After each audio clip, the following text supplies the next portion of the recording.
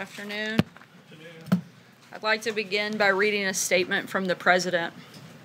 As the head of the executive branch and Commander-in-Chief, I have a unique constitutional responsibility to protect the nation's classified information, including by controlling access to it.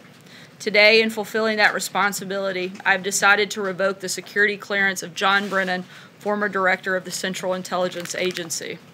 Historically, former heads of intelligence and law enforcement agencies have been allowed to... First, at this point in my administration, any benefits that senior officials might glean from consultations with Mr. Brennan are now outweighed by the risks posed by his erratic conduct and behavior. Second, that conduct and behavior has tested and far exceeded the limits of any professional courtesy that may have been due to him. Mr. Brennan has a history that calls into question his objectivity and credibility. Mr. Brennan's line and recent conduct, characterized by increasingly frenzied commentary, is wholly... Additionally, Mr. Brennan has recently leveraged his status as a former high-ranking official with access to highly sensitive information to make a series of unfounded and outrageous allegations, wild outbursts on the internet and television about this administration.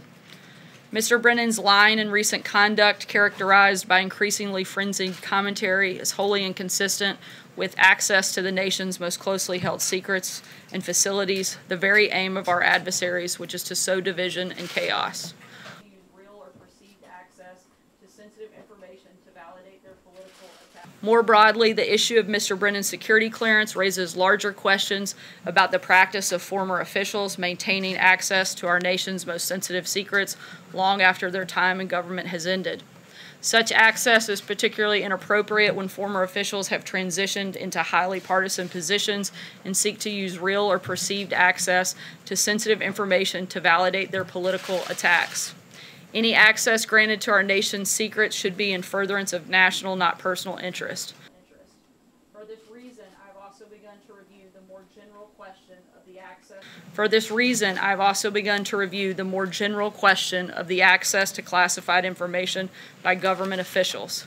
As part of this review, I am evaluating action with respect to the following individuals: James Clapper, James Comey, Michael Hayden, Sally Yates, Susan Rice, Andrew McCabe, Peter Strzok, Lisa Page, and Bruce Orr.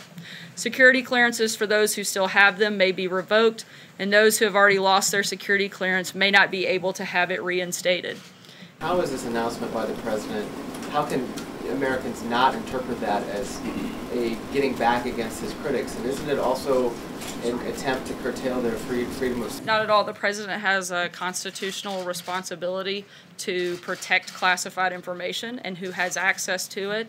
And that's what he's doing, is fulfilling that responsibility in this action.